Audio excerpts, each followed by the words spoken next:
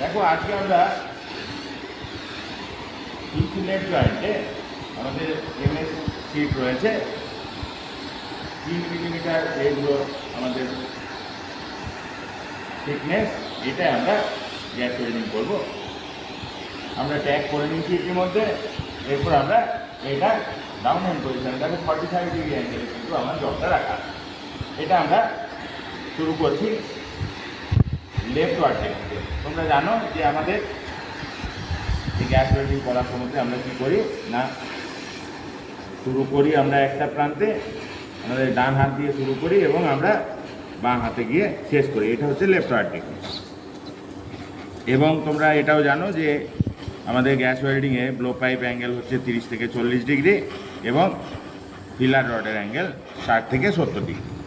আমরা দেখো এইটাতে একেবারে ঠিক মাঝখান বরাবর অর্থাৎ রুট বরাবর আমরা একদম দুটো সাইডে 45 ডিগ্রি অ্যাঙ্গেলে কিন্তু আমরা গ্যাস ফ্লেমটাকে রাখব।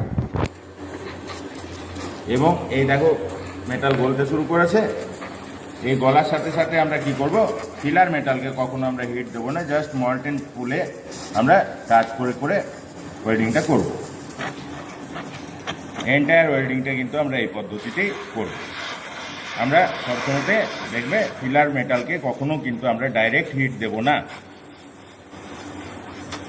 এই যে মেটাল বলেছে, এই মল্টেন পুলে জাস্ট টাচ করে করে আমি সামনের দিকে এগিয়ে যাব।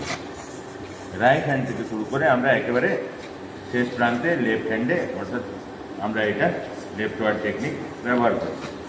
এখানে দেখো এই যে মেটালটা গলতে শুরু করেছে, আমি পুরো ওয়েল্ডিংয়ে ফিলার মেটাল অ্যাড করে যাচ্ছি। মনে রাখতে হবে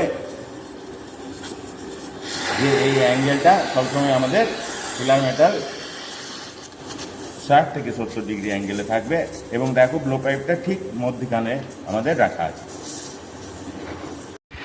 আমরা একেবারে শেষ পয়েন্টে এসে গেছি। এই সময়তে আমাদের মেটাল এক্সেসিভ হিট হয়েছে, তাই আমাদের এন্ড ক্র্যাটার, তোমাদের বলেছি যে এন্ড ক্র্যাটার ফল্ট আছে।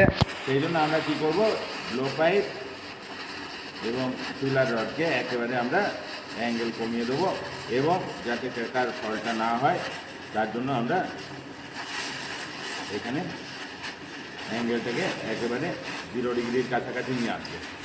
এই আমাদের এখানে ওয়েল্ডিংটা কমপ্লিট হয়ে গেল। এরপর এটা আমরা ভিজুয়াল ইন্সপেক্ট করে নেব, দেখবো যে কোথাও কোনো ফল্ট আছে কি না।